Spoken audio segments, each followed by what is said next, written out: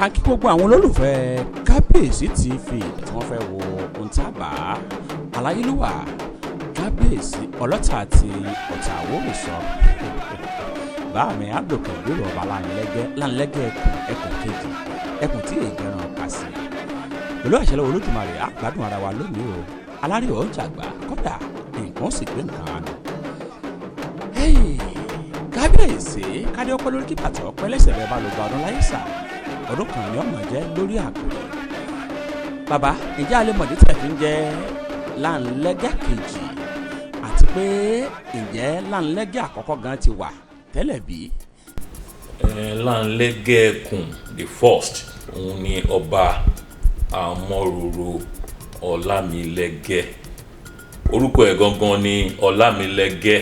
Ìgbà tó wá jọba ní 1641, the third Ọlọ́ta of Ọ̀tà, òun ni àwọn èèyàn tó bá ń pè ọba Ọlámilẹ́gẹ́, ìyẹn ló di ọba Láńlẹ́gẹ́, òun ni ẹkùn 1. Nílé ìyá mi ibẹ̀ ló ń pè ní Ìsọlọ́ṣì. Nígbà tí a fẹ́ jọba, ẹ̀gbọ́n màmá mi ọmọ bàbá kan náà òun ló lórí Ìsọlọ́ṣì, Alhaji Shukuta Hasan. So in every way ọmọ ọba ni mí ní Ìsọlọ́ṣì. Ní Ìjẹ̀mọ́ náà ọmọ ọba ni mí, ṣùgbọ́n Ìjẹ̀mọ́ ni mo bá wọlé láti jẹ ọba yìí, torí ẹ̀ ni mo ṣe gba ilé bàbá mi jọba. Ìgbà tá a dẹ̀ máa jọba yẹn náà, Ifá la máa fi jọba ní ìlú Ọ̀tà. Àwọn fọbajẹ wa Ifá ni wọ́n tọ̀ lọ, nǹkan tí Ifá sọ fún wọn lọ́dẹ̀ ṣe, nítorí àwa 22 la díje pé a fẹ́ jẹ ọba. Nínú àwa 22 yẹn, èmi ni ọ̀kan ṣoṣo orí ẹ̀ tó di ọlọ́ta lénìí. Nígbà yẹn náà àwọn afọbajẹ 5 la ní, gbogbo àwọn afọbajẹ yẹn ló jẹ́ pé èmi náà ni wọ́n dìbò fún, torí a máa ń tẹ̀lé Ifá ní ìlú Ọ̀tà ni. Tó bá jẹ́ pé bí a ṣe lówó sí nínú àwa tá a díje yẹn ni hàn ní mú mi, ṣùgbọ́n nítorí pé Ifá ni wọ́n tọ̀, ìyẹn ni mo ṣe jẹ́ Kábíyèsí ọlọ́ta lénìí. Yóò tó gbà wo, àsìkò wo, ọdún wo, pàápàá jùlọ sáà wo ni ìlú Ọ̀tà ti wà tí sì ń jẹ́ Ọ̀tà? Ìlú Ọ̀tà ó ti wà tipẹ́tipẹ́, ó ti wà láti ìgbà ayé ìwáṣẹ̀. Tẹ́ bá wò ó, Odùfà tó gbé Ọ̀tà jáde ní Ìrèté Ọlọ́ta. Tẹ́ bá wo Ifá, a sọ fún yín nípa Ìrèté Ọlọ́ta. Pàápàá ní ayé Ọ̀rúnmìlà wá sílùú Ọ̀tà nítorí àwọn àjẹ́ ló ń gbé Ọ̀tà tẹ́lẹ̀tẹ́lẹ̀. Ó wá wàásù fáwọn àjẹ́ pé ẹ jẹ́ káwọn èèyàn máa gbé inú Ọ̀tà, nítorí àwọn àjẹ́ ò gbà káwọn èèyàn máa gbé nínú Ọ̀tà. Ọ̀rúnmìlà bàbá Ifá òun ló wá bá wọn sọ̀rọ̀. Nígbà tó dẹ̀ bá wọn sọ̀rọ̀, wọ́n jẹ́.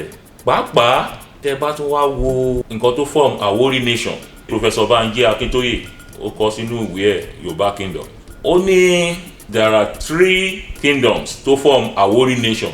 Ó ní the first one ní Ọ̀tà Kingdom led by Ọlọ́ta of Ọ̀tà. Ó ní the second kingdom ní Èkó Kingdom led by Ọlọ́fin. The third one ní Badagry Kingdom led by Akran of Badagry.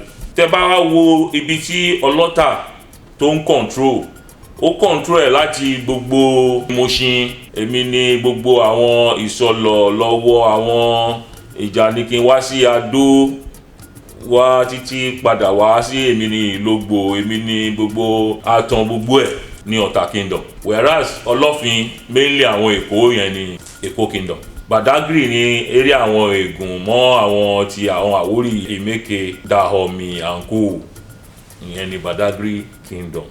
Wo ìgbà tí Ọlọ́ta tó ti ń lead, ó dẹ̀ wà Ọ̀tà Kingdom, ó wà as one of the earliest Yorùbá kingdom.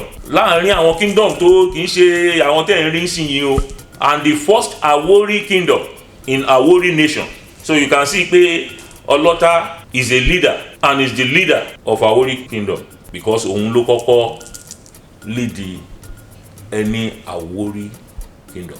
Number 2, Ìrètè Ọlọ́ta nínú odù Ifá tó gbé Ọ̀tà jáde. Arúgbá Ifá Ọ̀tà òun ló bí Aláàfin Olúgbògi. Aláàfin Olúgbògi ṣe mọ̀ pé he is one of the earliest Aláàfin of Ọ̀yọ́ kingdom ní 13th century nìyẹn ti ṣẹlẹ̀. So ẹ wá wo ìgbà tí Ọ̀tà ti ń dún. Ọ̀tà is over 700 years. ẹ bá yìn náà nùyìn náà fún gbogbo àwọn ọmọ Ọ̀tà àti gbogbo ọmọ Yorùbá pátápátá tí ọmọ ìgbà tá a ti tẹ̀lú Ọ̀tà dó kó lè yé gbogbo wọn torí ẹ̀yin náà lẹ́ni àrọ́bá òun ni bàbá àtàwọn bọ́mọdé ọ̀bá bá tàn ìmọ̀ bá àrọ́bá ni. Ṣe rí àwa Àwórì àti Ilé-Ifẹ̀ láti ń bọ̀. Àwọn olórí mẹ́ta ló lídìí wa wá sí ìlú Èkó. Ìkànnù wọn ní Òkè Àtàgbò, ìkejì ní Ògúnfúnminírè, ìkẹta ní Ọ̀sọ́lọ̀. Lákọ̀ọ́kọ́ Òkè Àtàgbò ló jẹ́ lídà àwọn bó ṣe ń bọ̀. Ṣùgbọ́n ìgbà tán dé ibi tán ń pè ní Abẹ́òkúta nísìnyìí, nígbà yẹn hàn pé l'Abẹ́òkúta o but omi wà ń bẹ̀. Ibẹ̀ ló kọ́kọ́ gbé igbá wọn sí. Nínú ìtàn àwọn kan sọ pé ọjọ́ mẹ́ta, àwọn kan sọ pé oṣù mẹ́ta. Nǹkan táwa náà gbọ́ látọ̀dọ̀ àwọn bàbá wa ni mò ń sọ. Ibi tí wọ́n ti gbé igbá tí igbá kan ń yí gbogbo táìmì yẹn, láàrin táìmì yẹn ní Òkè Àtàgbò ló ṣaláìsí. Nítorí ẹ̀ ló ṣe ń pe ibẹ̀ yẹn ní Òkè Àtà. Ní yìí tẹ́ bá ń gbọ́ Òkè Àtà ní Abẹ́òkúta, òbí tí àwọn Àwórì kọ́kọ́ dé sí nìyẹn. Ṣùgbọ́n nígbà tó wò ìjọ ò gbọ́dọ̀ má ní olórí, ìyẹn ni Ọlọ́fin Ògúnfúnminírè ló ṣe take over leadership. Ọ̀sọ́lọ̀ náà dẹ̀ tẹ̀lé. Ọlọ́fin Ògúnfúnminírè àti Ọ̀sọ́lọ̀ ọmọ Ọlọ́fin ni àwọn méjèèjì. Ọmọ Ọlọ́fin, ọmọ ọba làwọn méjèèjì. Ògúnfúnminírè ó gbé adé tiẹ̀ dání. Ọ̀sọ́lọ̀ náà ó gbé adé tiẹ̀ dání. Ṣùgbọ́n ìgbà tí Òkè Àtàgbò tó ti di aláìsí, àwọn ọmọ Òkè Àtàgbò tó ti ṣaláìsí, Òkè Àwúrelà àti Ọláfọwọ́kànmí, àwọn yẹn ti ń bọ̀ directly sí Ọ̀tà, whereas àwọn ìtókù ń lọ sí towards Ìṣẹ̀rì. Nígbà tó tún dé Ìṣẹ̀rì, wọ́n tún gbé igbá yẹn, wọ́n gbé sórí omi. Igbá yẹn náà ó tún yí. Ìṣẹ̀rì yẹn wá jẹ́ ibi tí erin pọ̀ sí. Nítorí ẹ̀dẹ̀mọ́pọ̀ dẹ làwọn tó ń bọ̀. Wọ́n pa erin bẹ̀, wọ́n tún ń ṣá erin bẹ̀ láti jẹ. Wọ́n ṣá lè jẹ erin lódidi. Nítorí ló ṣe pè ní, ló ṣe wá sọ ní Ìṣẹ̀rì, ìṣá erin. Ìyẹn ló di Ìṣẹ̀rì léni. That is the significance of Ìṣẹ̀rì. Wọ́n ń ṣá erin bẹ̀ ni, erin pọ̀ bẹ̀. Ó pẹ́ níṣẹ̀rì, àwọn míì wọ́n ní ó lò over 300 days. Nǹkan pẹ́ ń bẹ̀ gan-an.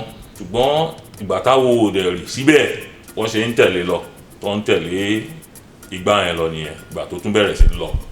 Tó bá jẹ́ pé bẹ́ẹ̀ l'Àwórì sí, a máa pè bẹ́ẹ̀ ní Àwórì ní ìlú Èkó, ní Ìdó, níbi tí Òkun àti Ọ̀sà tó ti pàdé, ibẹ̀ ni Àwórì sí. Torí inú òkè yín kan bẹ gbogbo ayé ló mọ òkè tá à ń sọ yìí. Wọ́n ní ọmọ káfọ pa wà káfà jẹ wà káfọ gèdègèdè ọ̀pọ̀ wa kọ̀ délé Ìṣẹ̀rì. Bàbá ẹ bá a ṣàlàyé oríkì gangan, kí ló fà tí wọ́n fi ń kì í bẹ́ẹ̀, àti pé ilé Ìṣẹ̀rì tí wọ́n ń wéhùn bó ló ṣe jẹ́ lọ́dọ̀ Àwórì, ẹ bá a ṣàlàyé ẹ̀. Gbogbo Àwórì ló ń kì bẹ́ẹ̀ nítorí pé ibẹ̀ wọ́n pẹ́ síbẹ̀. Ìgbà tí wọ́n pẹ́ ń bẹ̀ náà, wọ́n kúrò ń bẹ̀, wọ́n spread out. Wọ́n rò pé bẹ́ẹ̀ làwó máa rì sí ni, ṣùgbọ́n àwò ò rì síbẹ̀, àwò dúró síbẹ̀ ni. Ìṣẹ̀rì àwò dúró ni. Ìdó àwó rì ni. Ibẹ̀ ni a ti sọ gbogbo wa lórúkọ wa tí à ń jẹ́ Àwórì Ìdó. Nígbà tí Àwórì sí Ìdó tán, Ọlọ́fin Ògúnfúnminírè ó ti dàgbà. Ọ̀sọ́lọ̀ náà wọ́n ti dàgbà. Ọ̀sọ́lọ̀ ó gbé adé tiẹ̀ ó kọrí sí Ọ̀tà láti lọ wo àwọn ọmọ Òkè Àtàgbò, Òkè Àwúrelà àti Ọláfọwọ́kànmí táwọn ti wà ní Ọ̀tà. Ọlọ́fin Ìṣẹ̀rí òun náà gbé adé ẹ̀ ó kọrí sí Ìṣẹ̀rí. Nígbà tí Ọ̀sọ́lọ̀ tó dé Ọ̀tà, ó dúró sí ibi tí à ń pè lénìí ní Ìsọlọ̀ṣì, ibẹ̀ ni Ọ̀sọ́lọ̀ ṣẹ́tù sí. Nígbà tó yá, àwọn tó ń dá Ifá ní ìlú Ọ̀tà gbà yẹn, àwọn ló ń pè ní Elédè Àtàlà, àwọn ló wá dá Ifá pé ní Ìsọlọ̀ṣì yẹn o, òòṣà wà ń bẹ. Ẹni tí ó dẹ̀ náwó sí òòṣà yẹn ṣe ló máa ń dọ̀bálẹ̀ fún. Ibẹ̀ ni òòṣà Ògbódógì wà. Wọ́n wá ní òòṣà àti adé kò lè jọ gbé, torí wọn lè máa dọ̀bálẹ̀ fún ọba kó tún máa dọ̀bálẹ̀ fún ẹni tó ń náwó fún òòṣà. Ìyẹn ló wá ní kí wọ́n gbé adé yẹn wá sí central àárín Ọ̀tà. Ní àárín Ọ̀tà yìí, ibi tá wà yìí, ibẹ̀ ni wọ́n máa ń pè ní ibi ìjẹ, ibi ìmọ̀, nítorí èdè Àwórì nìyẹn. Ibi ìjẹ, ibi tó ti ń jẹun, tó ti ń mu, ìyẹn ló ń pè ní ìjẹmọ̀ lénìí. Ifá wá sọ pé Ìkọríkú ọmọ Ọ̀sọ́lọ̀ ni wọ́n fi jọba. Ìyẹn ló ṣe fi Ìkọríkú jọba. Òun dẹ̀ ló máa ń pè ní Ìkọríkú Toríbọ̀, nítorí téèyàn bá ti jọba láyé ìgbà yẹn, òun àti ikú ló jọ ń gbé, torí ẹ̀ ló ṣe pè ní Ìkọríkú Toríbọ̀kú. Ọlọ́fin Ògúnfúnminíre ó gbé adé tiẹ̀ padà lọ sí Ìṣẹ̀rí. Àwọn Àtàgbò tó ti wà ní Ọ̀tà láti ilẹ̀ tó kúrò láti Òkè Àtà nígbà tí bàbá wọn ti kú, àwọn ni ó máa ń fi ọba jẹ. Àwọn ni wọ́n ń pè ní Ìdọ̀tà, Ìdó Ọ̀tà, ibi táwọn dé sí nìyẹn, nítorí ẹ̀ ló ṣe ń pè bẹ̀ ní Ìdọ̀tà. Àwọn nìkan ló ń gbádé lọ́ba lórí lọ́tà.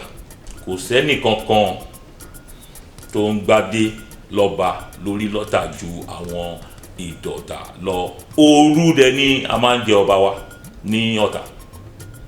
À ń jọba lọ́sàn-án, à ń jọba lójúmọmọ. Òru la máa ń jọba wa. Kábíyèsí, èmi wá lẹ̀ ń ṣe láti jẹ́ kí gbogbo ọmọ Àwórì pátá nílé lóko lájò àti lẹ́yìn òde kí wọ́n fi mọ̀ ṣọ̀kan. Ọmọ Ọlọ́fin ni gbogbo wa. Ọọ̀ni ni ó ń jẹ́ Ọlọ́fin àwa ọmọ ẹ̀ náà, nítorí ẹ̀ la ṣe ń lo Ọlọ́fin. So tẹ bá rí àwọn ọba Àwórì tó ń lo Ọlọ́fin, wọ́n ń trace ẹ̀ padà lọ sí Ilé Ifẹ̀ ni. Nítorí èyí, ẹ rí Ọlọ́fin Ìṣẹ̀rí, ẹ rí Ọlọ́fin Àdó, ẹ tún rí Ọlọ́fin Ìṣẹ̀rí Òkè. Pàápàá tó bá ti fún wa ní ọba ní Ṣàngó Ọ̀tà, Ọlọ́fin ni máa ní kó máa jẹ́. Tẹ́ bá dẹ̀ tún wá wo àjọṣepọ̀ tó dánmọ́rán wà lára pẹ̀lú gbogbo àwọn ọba Àwórì látòrí bàbá Ọlọ́fin Ìṣẹ̀rí. Àjọṣepọ̀ tó dánmọ́rán wà láàrin wa títí dórí Ọlọ́fin Adó-Odò, títí dé ọ̀dọ̀ bàbá Onílògbò, Alágbára, Kábíyèsí Ìdíọ̀kẹ́ nígbẹ̀sà, Kábíyèsí Onítẹ̀kùn, Kábíyèsí Onítẹ̀tíkùn, Kábíyèsí Oníkògbó, Kábíyèsí Oníkọ̀kọ̀, àti ti ọ̀dọ̀ Àbújá àti bẹ́ẹ̀ bẹ́ẹ̀ lọ. Àjọṣepọ̀ tó dánmọ́rán ó wà láàrin wa. Bàbá, nínú ìtàn à ń gbọ́ gbálẹ̀fà. Kí ni jẹ́ gbálẹ̀fà? Kí ni túmọ̀ gbálẹ̀fà? Bó ń gbálẹ̀fà ti wá, ẹ bá ṣàlàyé èèyàn fáwọn ọmọ Àwórì. Ṣé nǹkan kan tó ń jẹ́ gbálẹ̀fà o? Tẹ́ bá wo official statement láti ọ̀dọ̀ Ogun State Government àti látọ̀dọ̀ Surveyor General, kò sí nǹkan kan tó ń jẹ́ gbálẹ̀fà nílùú Ọ̀tà. Nítorí ẹ bá gbọ́ gbálẹ̀fà peninsula, bí tó bá ń jẹ́ peninsula, omi yìí máa yé ká ni. Kò dẹ̀ sí nǹkan tó jẹ́ bẹ́ẹ̀, kò dẹ̀ sí nǹkan tó dà bẹ́ẹ̀ nílùú Ọ̀tà. àwọn tó ń dábàá Ìgbàlẹ̀fà peninsula yìí ẹ̀yin náà rí nǹkan tó di Ìgbàlẹ̀fà ní pé gba ilẹ̀ Ẹ̀fà àwọn èèyàn wa náà ni a mọ̀ wọ́n kò sí nǹkan tó jẹ́ bẹ́ẹ̀. ìlú Ọ̀wá ní wà kọ́ má lò lórí yálà lọ́dọ̀ aráàlú àbí lọ́dọ̀ ìjọba gbogbo ẹ̀yin Àwórì ìpínlẹ̀ Ògùn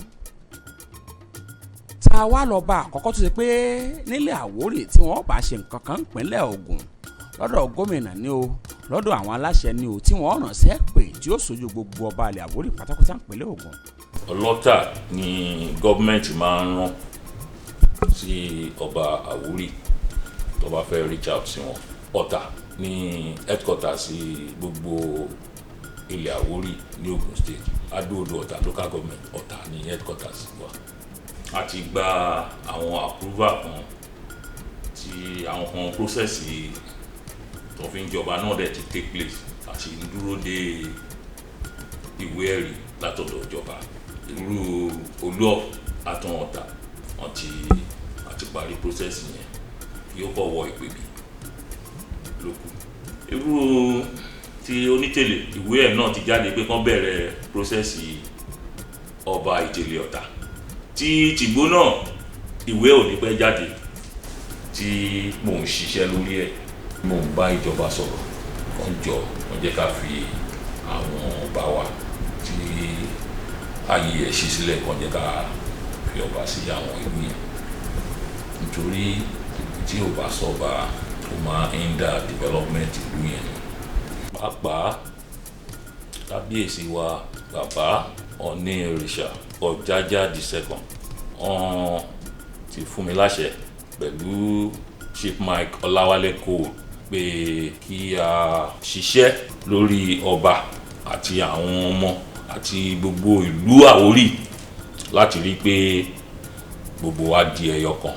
Lóòótọ́ báwa Àwórì bá máa sọ ọ̀nṣọ́lá wa ṣùgbọ́n bàbá Ọ̀nìrìṣà wọ́n ní àwọn tó fẹ́ rí kí ṣíṣe kó dánmọ́rán kó wà láàrin wa ìyẹn ló ṣe fún mi láṣẹ tó ń dẹ́kọ̀ lẹ́tà officially pé gbogbo Àwórì Lagos o àti Ògùn o pé kí n make sure pé àjọṣe tó dánmọ́rán wà láàrin gbogbo wa èmi àti Chief Mike Ọláwálé Cole ní kábíyèsí Ọ̀nìrìṣà lọ gbéṣẹ́ yẹn fún adẹ̀ ń ṣe a ní kí n ṣe ọ̀rọ̀ COVID-19 yìí ni àti lọ síwájú gan ṣùgbọ́n síbẹ̀síbẹ̀ àdébí tí a máa dé láìpẹ́ láì jìnnà.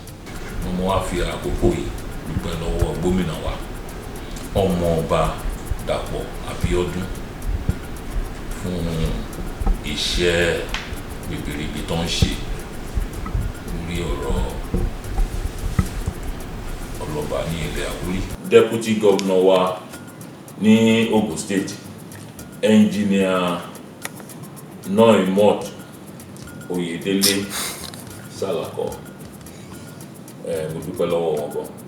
Mo dẹ̀ tún dúpẹ́ lọ́wọ́ kọmíṣánná wa di Afọlábí Àfùwàpẹ́ fún gbogbo kó bá lè dà táwọn náà ń ṣe. Mo dúpẹ́ lọ́wọ́ local government chairman wa náà àti director of chieftaincy ní Ogun State gbogbo wọn mo dúpẹ́ lọ́wọ́ ẹ ṣé. ìmọ̀ràn ní ṣọ́kí bàbá.